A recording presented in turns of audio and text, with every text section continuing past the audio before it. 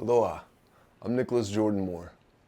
In this video, I'm going to help you learn how to make peace with a loss. From losses such as losing your job to losing a loved one, life is bound to feel incredibly difficult at times. My purpose for making this video is to help ease some of the suffering involved with these inevitable ups and downs within the waves of life. And instead of going through each one of the traditional 5 stages of grief, which are denial, anger, bargaining, depression, and acceptance, I'm going to focus more on strategies that you can use and give you a new perspective that can ultimately help you through this painful period.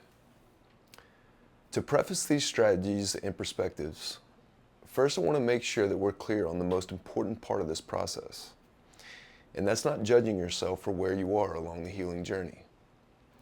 Some losses take more time to heal than others, and beating yourself up for not healing quick enough only causes more problems. On the flip side of this scenario is holding on to sadness and pain as a way to show your love for a lost loved one. And I think this is an important place to start, because I have a dear friend who comes to mind in this scenario. Unfortunately, when we were in 8th grade, he lost his dad in a motorcycle accident. And still, over 20 years later on his dad's birthday, he wallows in depression and typically gets very drunk and often makes bad decisions. The hurt inner child within him thinks that by holding on to his anger, pain, and suffering, that he's somehow loving his dad. And if he wasn't depressed on his dad's birthday, that it somehow means that he's no longer sad and that he's forgotten about him. When you're the person in the situation, it's difficult to zoom out and see things from a higher perspective. But what do you think his dad would really want? The truth is that nothing that will change how much my friend loves his dad. And I'm certain that the spirit of his dad knows very well that his son will always love him. And to take it a step further, his dad knows how painful it's been for him since he's left. Somehow we believe that we need to continue to relive the pain of the original loss in order to not let go of the person. But from another perspective, if you were the one who passed away, would you want your loved one to wallow in pain every year for the rest of their lives? Or would you want them to honor you in a different way? There's no doubt that my friend's dad wanted the best for his son. What if instead of wallowing in pain and acting out in harmful ways, that he did something he knew would make his dad smile? Deep down, all a good father or any loved one wants, for that matter, is for their children or loved ones to be happy, healthy, and to feel loved. So if you have a day of the year, even weeks or months that you typically wilt in your painful loss, try something new this time around. Try to think about what that person would truly want. Would they want you to wallow in pain? Or do you think they would want to see you happy and honor them in a new way? Again, it's incredibly important to realize that the deep-rooted reason you're holding on to this pain. Your hurt inner child believes that this pain is the only way for you to still show your love, when in reality, your lost loved one only wants for you to be happy.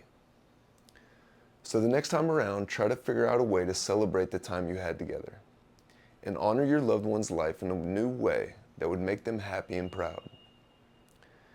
Next, I want to talk about an important perspective that can help you speed up this healing process. And this perspective revolves around being grateful for the loss that you had while it lasted. To stay with that same example, my friend's situation was a very difficult one because his dad was kind of all that he had.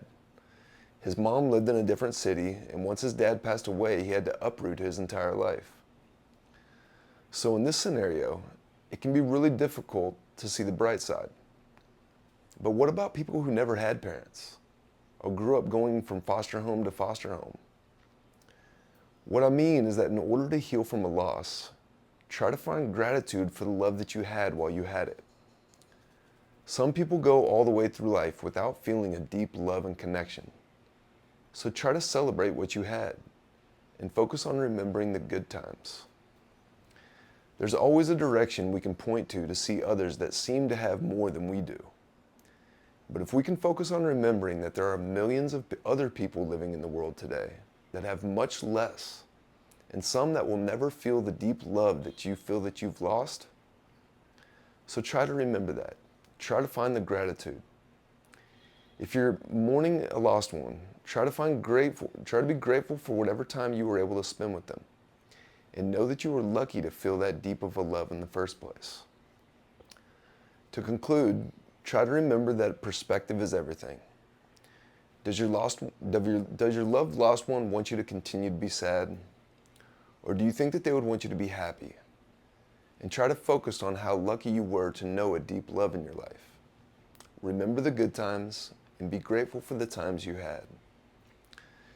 If this video was helpful, do me a favor and click the like and subscribe button if you haven't already.